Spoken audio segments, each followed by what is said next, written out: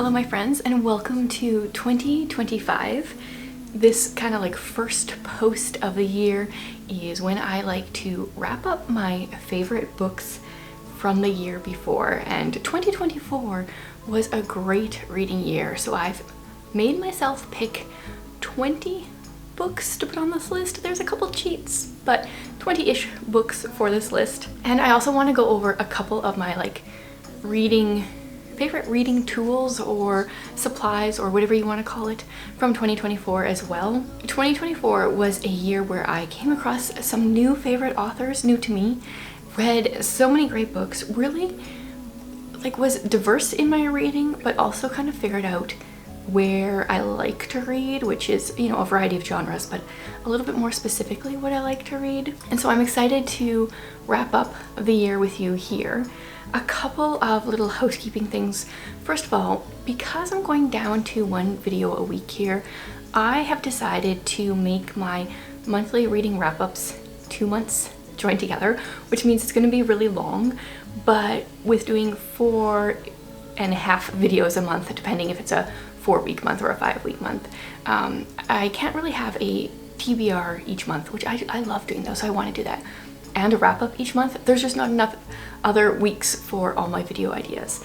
So December's wrap-up will be coming at the beginning of February. It'll be December and January, in case you're wondering about that. But you will get some spoilers here because there were a few books that I read in December that made it onto this favorites list, so you'll get to hear about those today. This list is going to be just fiction favorites. I didn't read a ton of nonfiction in 2024, partly because I think there was just so much going on in life, and nonfiction needs more of my brain space, and so I didn't really read much. I think I will do a wrap-up of my favorite nonfiction books over on my Substack in the next little while if you guys are curious. I did read some good ones, just not very many. And then I always like to do the opposite of this video and share my worst and most disappointing reads from the year, and I share that over on Patreon. I try to keep this space a little bit more optimistic and helpful to authors to help promote their works. I don't really want to put books down, but I do think that it is kind of nice to know which books to avoid and stuff, so I keep that off of the channel, and that will be over on Patreon. Should be coming out later this week. Now, as always, when I go back and I look at all the books that I read from the year, not all my 5-star books make it onto this list, partially because I have a lot, because I love reading, so I love to give books high ratings. But I had to be, picky with which ones ended up on here. But also, sometimes some 4-star books end up on here because a book I think is 4 stars in the moment, but then it really sticks with me and I think about it throughout the year, and then I realize, no, it is a 5-star book. I generally don't go back in and change my Goodreads rating, but every now and then a 4-star sneaks through and makes it onto this list. Okay, so what I did is, it is my top favorite 20 books of the year.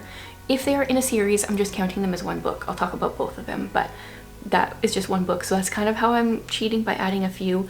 And then I didn't add rereads because my rereads generally are always 5 stars because I reread 5-star books, so I won't talk about those. But let's get into, I have 3 favorite bookish things from 2024. Something I started the year off with, and then something I ended the year with. Just 3 mostly simple and cheap things. One of them is expensive, but the first one is these round book tabs. I shared about these in my gift guide, bookish gift guide, and I don't know why these ones are so hard to find. I know I have a pack, the rest of these somewhere, and I can't find them, but they are so satisfying. Partially, I love the feel of them.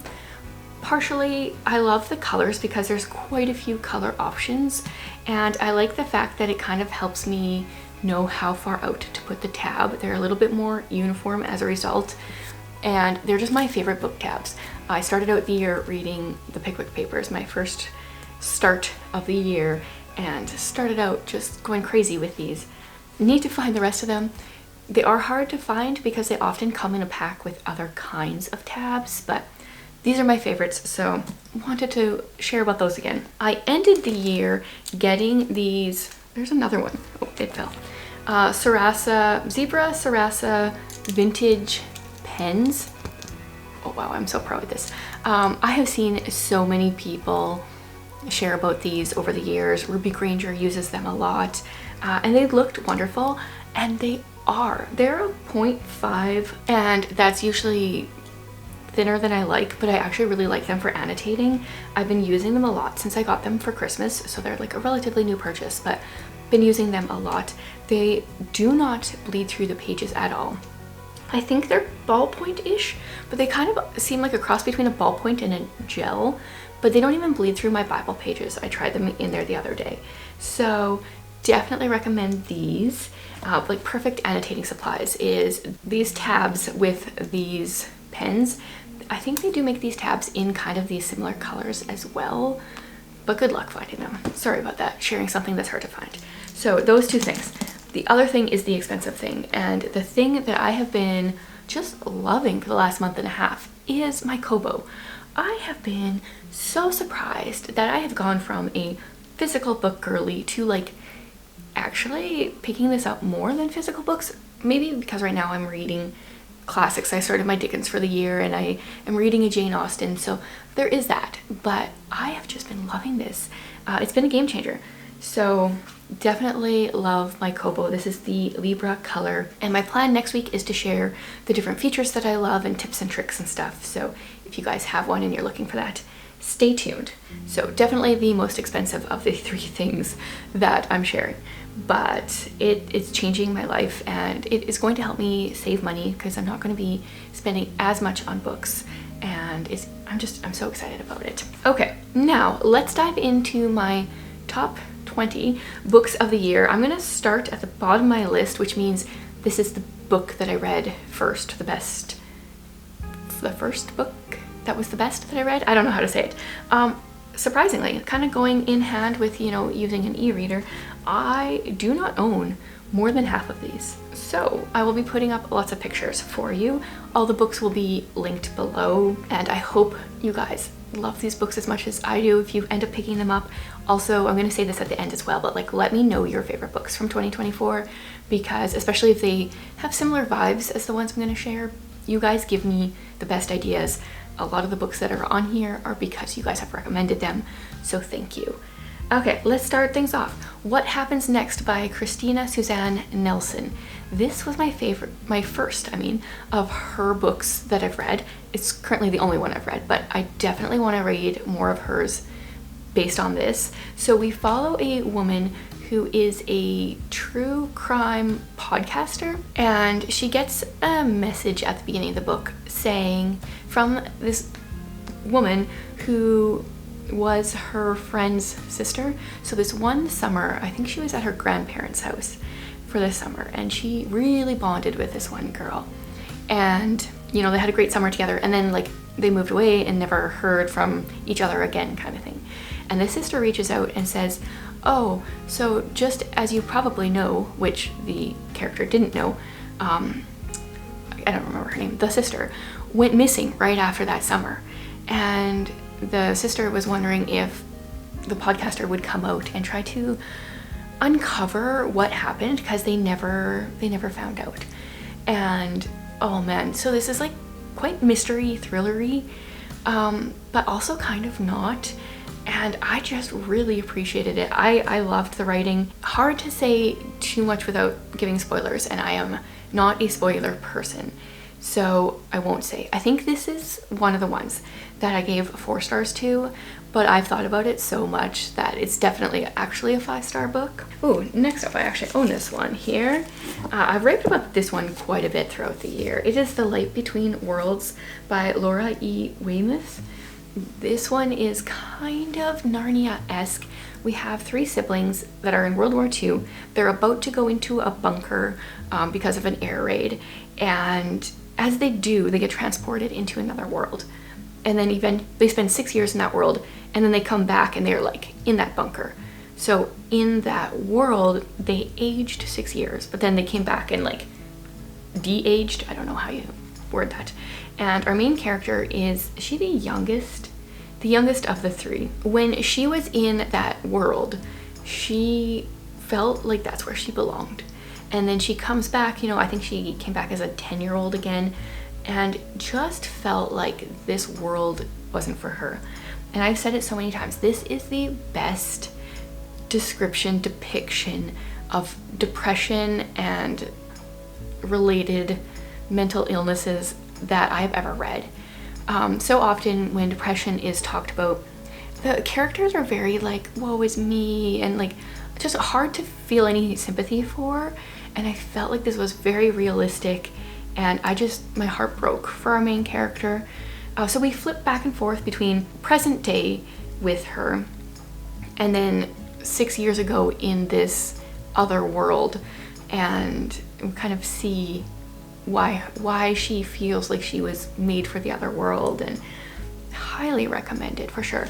I listened to it on audio, which is not a great thing. I wouldn't recommend the audio so much because the physical book has italicized text when you're in the other world, whereas the audiobook gives you like no indication. It should at least say, you know, now we're like in this place or whatever, but highly recommend it. Also has a beautiful cover if you still need a suggestion or an option for January's Read Your Bookshelf Challenge. Ooh, another one that I own. Yeah, at the beginning of the year, of course, I was reading books that I own. Shatona Havig makes the list again with her Clock Tower Bound book. This is the second official book in the Bookstrings series, though there is 2 novellas before. Our like main character of the series is a man named Milton. He helps businesses, and in the series, bookstores, who are struggling financially, and helps them find ways to make it work. You cannot read this series without wanting to open a bookstore and like mentally thinking of all the ways that you're going to be making money. I mean, if you can, power to you, but I can't. So in this one, we follow a girl named Cezanne. She really loves Anne of Green Gables. If you watch Darling Desi at all, she's very much Darling Desi, and the book even mentions that Cezanne watches Darling Desi. She is really good at romanticizing life in a positive way, where she just embraces who she is and sees the joy in the everyday. Love that. That was so convicting to me when I read it. So in this story, Cezanne, also goes by Anne, so she had a bookstore with a best friend. They had a quarrel, and then Anne went and opened up her own bookstore. And so she is getting Milton to come out, and Milton, instead of like seeing that the small town cannot really hold 2 bookstores, is kind of trying to help the friendship fix the issues. There is like some really deep themes about forgiveness and friendship in here, and always highly recommend Shatona's books. Eagerly awaiting the 3rd book in the Bookstring series. Next up, we've got a dystopian book. This is The Chaos Grid. This is a dystopian book set in Texas where, oh man, first of all, I got my book sent to me by the author, and she's also like an artist. Look at this. These are her characters from the book. Aren't they amazing? So our main character is Juniper, and she lives in, oh, what city was it? She lives in a city. These cities are domed because we're in, what year again? 2224, I feel like. Yeah, 2224. I think things have happened and they need to be domed in order to keep the right temperature. She's been living with her aunt and uncle, but she really wants to get away from the city that she's been living in. She ends up deciding to work for, I can't remember what it's called, but like kind of being like a trucker, bringing food from domed city to domed city. And lots of things go down. There is some allegory stuff that comes through here, which often is an anti-buzzword for me, but I feel like it was done in a very different way. It wasn't like the whole book was an allegory and we were like step by step, you know, that kind of thing. But it was in a way that it was like anyone can kind of see a little bit of allegory in their life. I loved it. My only complaint when I was done is that it's a standalone. I went into it thinking it was a series, found out it was a standalone, and then bam, they announced that it's actually going to be a series, and the next book I think is coming out this year. So definitely excited to read that. Lindsay Llewellyn, you should follow her on Instagram for sure. She shares some of her amazing art and just all around creative. Love that. Now, I actually did read an ebook earlier in the year, and one thing I forgot to mention is prior to getting my Kobo, often when I would read an ebook, just the discomfort of reading it either on my phone or on the Fire tablet I had or whatever, like brought the book down a star. This has made the reading experience just fun, and it doesn't do that now.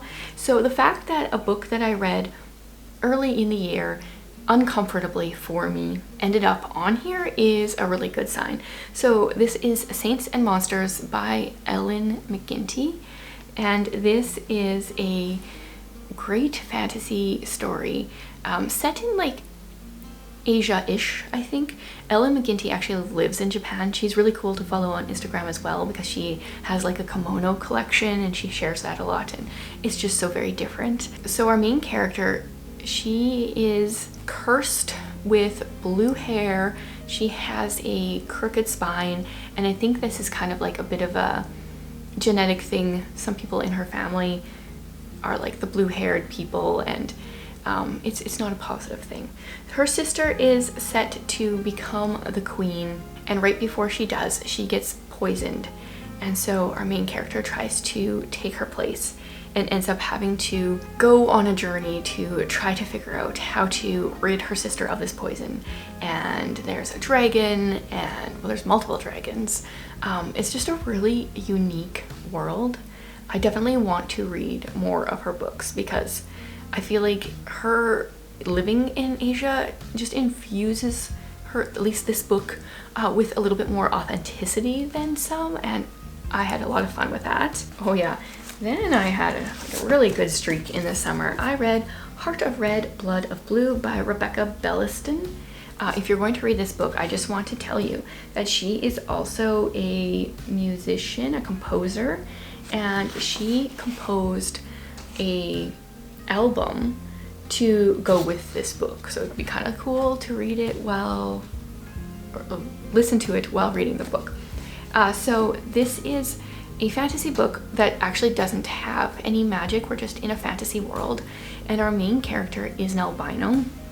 She is the daughter of the king, but there are a number of siblings ahead of her, and so she never thinks that she's going to, actually be the queen or anything. But then a bunch of her siblings get murdered by this guy whose name was Bloodless Kristoff. Yes. And then she ends up kind of being next in line for the crown. So her father sets up a betrothal between her and like this old terrible king, and she ends up fleeing that situation and getting captured by Bloodless Kristoff. And the book is very fast-paced. Did I read this one in one day? I can't remember if it was this one or the next one. I just couldn't stop reading. It was that good. So definitely one I want to reread. Okay, the next one, I know I binged both of these, is The Heir and The Spare by Kate Stradling. I just really enjoy her books in general. So this one is like so much deeper than it seems at the beginning. We have a second-born princess who, for various reasons, went to school across the border, and under an assumed name. She pretended to be a pauper, and she was tormented. The school that she went to, the hierarchy was how powerful you were is where you're at. And technically she would have been at the top if she would have just told them, I'm actually a princess, but she didn't. And so she was at the bottom. She got tormented and took it. Like, she just took it. And then we are like when she's late teens or so, and now her sister, who she does not like, is set to marry the guy from her school that was head guy and her like top tormentor. And so she's kind of thinking like they deserve each other, and lots of stuff unfolds. This one, it surprised me, and I can't say why because spoilers, but definitely read it and continue to read more Kate Stradling. She writes writes a lot of good books and just does not get enough attention on BookTube. Next up is Walled City by Ryan Groden. I have really enjoyed a lot of her books. This one, just trigger warnings for a lot of different things. It's very dark and heavy, but I think it's done very well. So we are in, it's kind of like a dystopian-ish world, kind of in the past, but it is based off of a true city. So we're in a walled city where all the criminals and, you know, kind of like lesser humans are taken. We're following 3 characters. One of them is a young man that he's in this walled city and we don't know why. He's obviously got some kind of backstory, but it's not really revealed for a long time. We're following a young woman who is posing as a boy because bad things happen to girls in this city. The reason she is there is because her sister, who is our third point of view, was sold by their alcoholic father to a brothel, and the second daughter followed the van and followed them into the walled city, and so she's been searching for her sister for years and then posing as a boy in order to not end up in a brothel herself. And then, like I said, we're with the sister as the third point of view, so we are in the brothel. We do get some information of what goes on in there. That's why I'm saying this is heavy. It's not like overly descriptive, but I definitely wouldn't put this in the hands of like a younger teenager or anything, but I think it was very well done.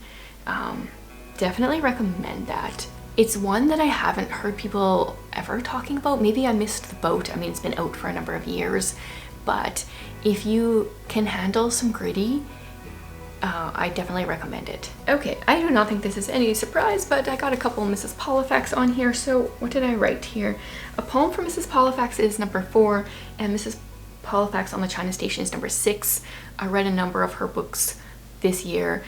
These were my like 5 stars, but the other ones are at least 4 stars, so I really recommend all of them. So Mrs. Pollifax, in book 1, she decides that she's bored with her life. She goes to the doctor, kind of depressed. He says, "Isn't there anything you ever wanted to do with your life?" She's like, "Yes, I always wanted to be a spy, work for the CIA." She goes to the building, accidentally-ish gets hired. Every book is another mission that she goes on. She really develops as a character throughout the series. Definitely read it in order. She starts out as this like knitting grandmother that loves hats and her garden club kind of thing, and then she slowly learns like karate and all these different things, and she's just a hoot. She is very smart. She's like Miss Marple in the fact that she uses her knowledge of humans and psychology and stuff like that to figure out what to do. And very resilient lady. Love the series. Probably going to be finishing it in 2025, and that will be a little bit sad for me. Another one that I wouldn't recommend for young teens is Speak. This is marketed as a YA book, and it's thin, so I understand that a lot of younger teens probably would want to read it, but it is heavy. So we follow a girl who is in 9th grade, I think, and she has pretty much selective mutism. We know something happened in the summer, and it was something bad, and she lost her friends, and she's not really talking to people. Through the whole book, we're kind of like slowly getting a little bit more about it. The main character, she is funny, but no one knows it because she's not talking anymore. There's so much going on there.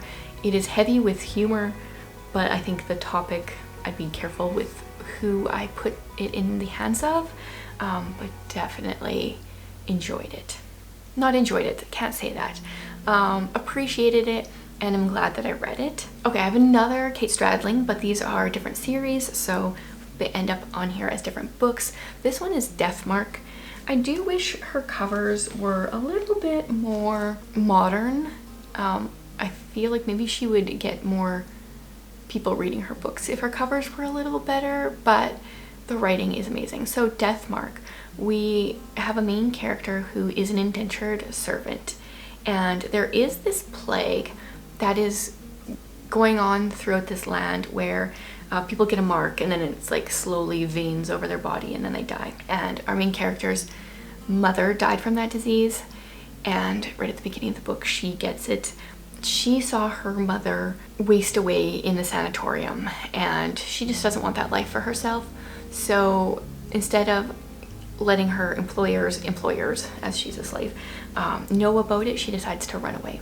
She decides that she's going to die in 3 months. She's going to learn how to write and see the sea. I think those were her 2 dreams. So she takes off in the night, and wouldn't you know, someone like sees her and she's worried that he's going to report her, bring her back. But instead, he very strangely offers to marry her and help her make her 2 dreams come true. And because she only has a couple months to live and the other option is going back to this place where she's a slave, she takes him up on it. And this book, Kate Stradling's so good at this. She just takes things, places where I don't think that she's going to, and it was really, really good. Like I said, not enough people are talking about her books. In October, I think it was, I had some really good gothic type books. The first one is Remember Me by Chelsea, I forget her last name, but I'll have it up and I'll leave it linked below. We have a dual timeline story where we are following a young woman, early 1900s, who is set to marry this guy at the end of the summer. They've gone to this hotel so she can get to know this guy. Her family was wealthy. They're still trying to make it look like they're wealthy, but they actually lost all their money. And so this marriage is very important for her family to continue living the lifestyle that they live. And then we're kind of modern day with this girl who has gone to live at this same hotel with her father because he is going to work for the hotel.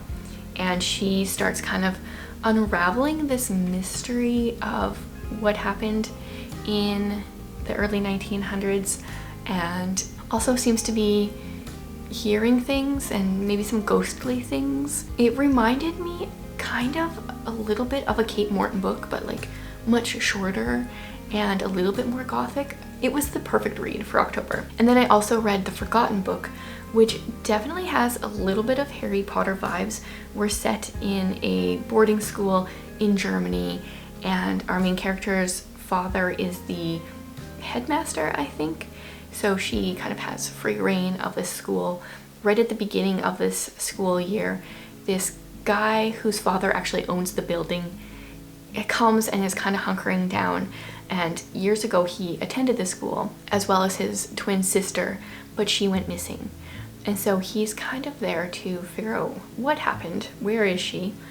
And then our main character, meanwhile, comes across this book where she slowly starts to realize that everything that she writes in there kind of comes true. Not necessarily exactly how she wants, not necessarily when she wants. And so then we've got like this magical book in there as well. Very creative. Thank you very much to Charlene for recommending that book like a long time ago. Glad I finally listened and read it. Okay, then we've got a Victoria McCombs section here.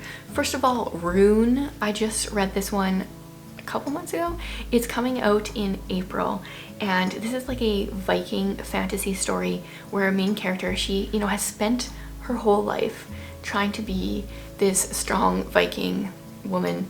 She is one of many sisters, and right at the beginning of the book, the boy that she loves proposes to her sister.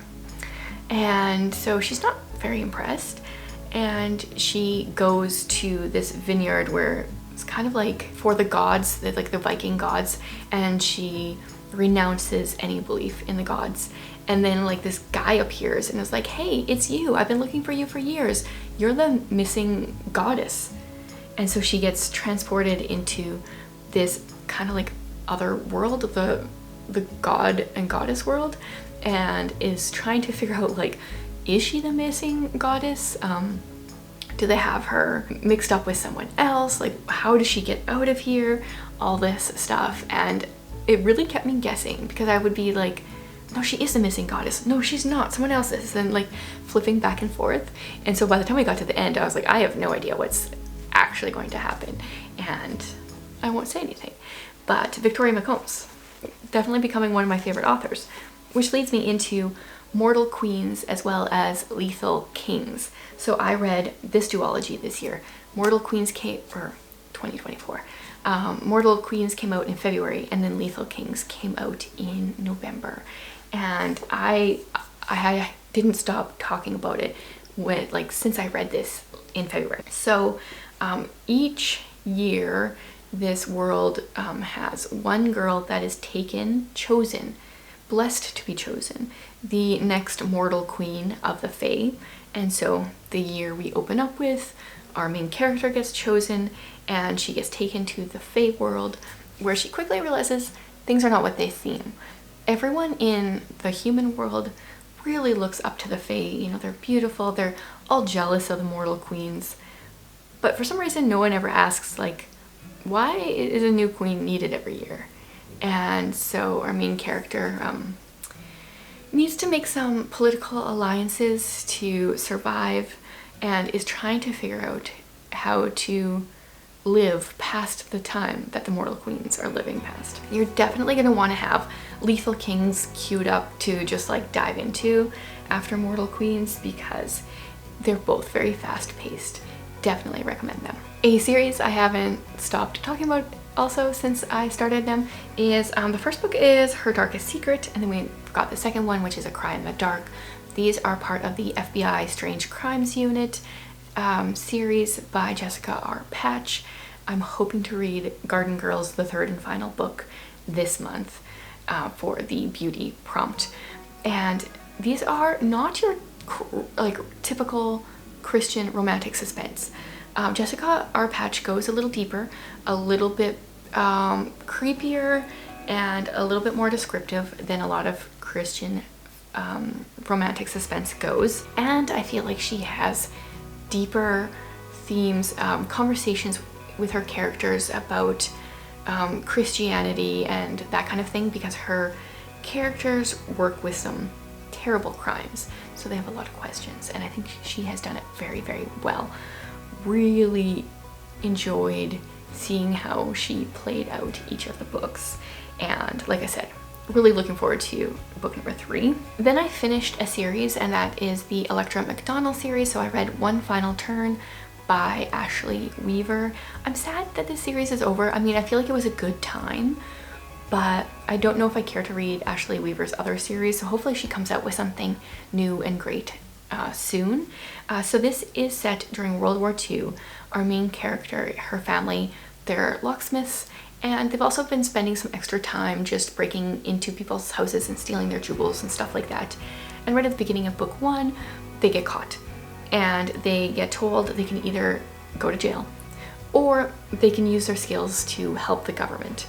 That's what they do. So we follow Electra, who lives with her uncle and 2 cousins who are fighting in a war, as her and her uncle try to help the government a bit.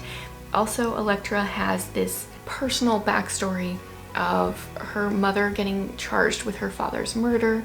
So her mother went to jail, and Electra was born while her mother was in jail, and then her mother died. And so she's trying to figure out. Her uncle always maintained that her mother was innocent, and so Electra's trying to figure that out throughout the whole series as well, which I do like it when there is a mystery that kind of is ongoing. So it was nice to wrap it up, but also I'm a little sad that it's done. I had to grab my next book because it's Sleeping Murder, Miss Marple's Last Case. I just read this in December, so it was in my December pile. Yeah, I had a lot of fun with this book. Miss Marple is in it much more than she is in a lot of books, which as someone that loves Miss Marple, that was perfect for me. So we follow this woman, Gwenda. She has moved into this house in the south coast of England, and suddenly she is feeling like maybe she's losing it, because she went into this one room and she's like, you know what, this very specific wallpaper that I have in my head, I feel like that would be perfect in here. And then they go to do some reno, and they realize that's the old wallpaper. And she feels like, or she, in her living room, she keeps wanting to go through the wall thinking that it must be a door. And then they find out there was a door there. And so she's wondering if she's got these like weird premonitions, like what's happening to her. She ends up meeting Miss Marple, talking to her, and Miss Marple says, doubtful that you know you are like predicting all this stuff. Chances are you probably spent some time there as a kid. And so they kind of try to investigate that a bit. And then as stuff is coming back to our main character, she realizes, she believes that she witnessed a murder in this house when she was a kid. And so her, our main character, her name is Gwenda, her and her husband are trying to solve that mystery. It was really, really well done. This is definitely going to go down as one of my favorite Agatha Christie's. Wild ride for sure. I did a whole video explaining my thoughts on it and stuff as I went over on Patreon. I had a lot, and I read this book in a day. It was good. I wrote so many annotations on here and made some guesses, some of which were wrong.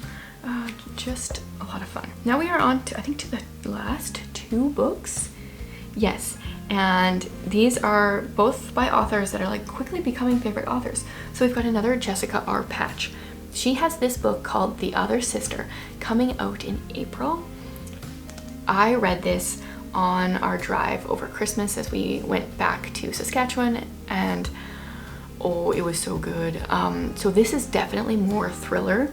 Jessica R. Patch is a Christian writer, but I feel like this is much more, well, I don't know if many Christians write thrillers. It's definitely more thriller than suspense, and I saw that she signed a contract to write more thriller books coming up, and I'm so excited because this one had me at the edge of my seat.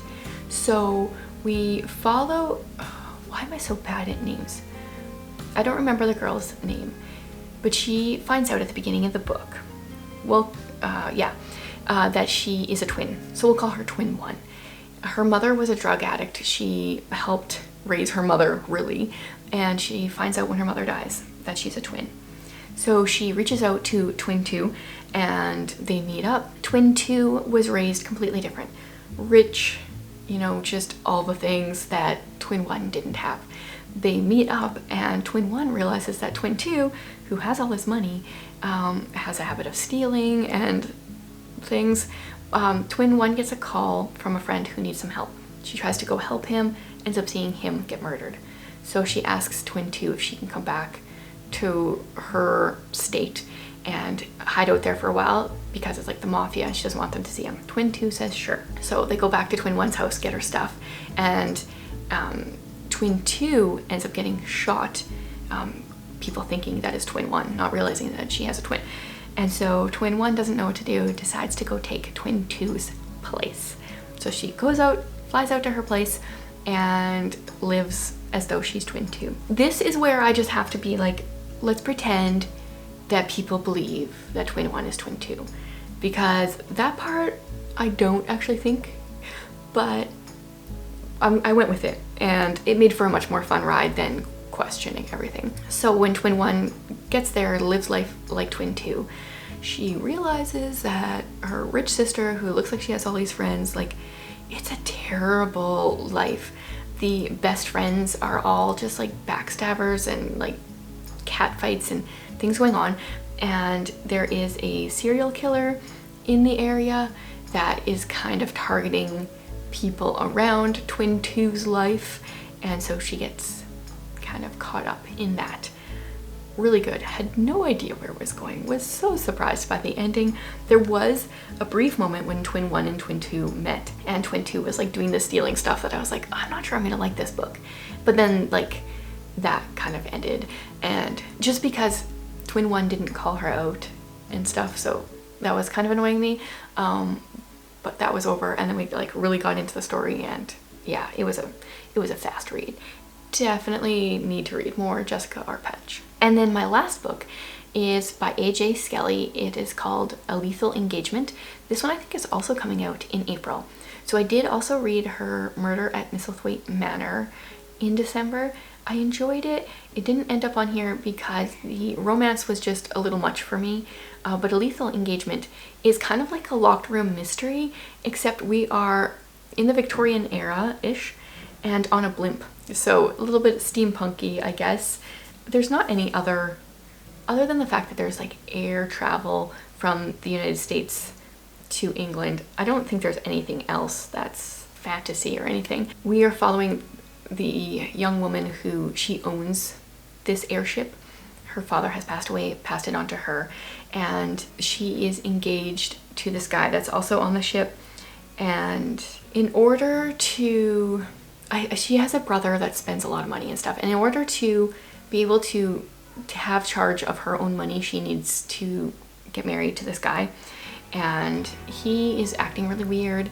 And then there are murders that are happening on the ship, which she has to investigate because it's her ship, and if things fall through, then she loses a lot of money. I really enjoy locked room mysteries because you have to like look suspiciously at every person, and I'm kind of terrible at it, but I still always have a lot of fun. And so definitely will be reading more AJ Skelly as well. So many great new authors, new to me authors this year. So that wraps up my favorite books and things from the year. If you guys are curious about like other favorite things of mine, later this week on my personal channel, I plan on having a roundup of like my favorite purchases and items and things from 2024. If you guys want some like practical things and fun things, that'll be there. But definitely let me know your favorite books from the year. Any that sound kind of similar to these that you would recommend, that you think I would like. I'm always up for your great recommendations.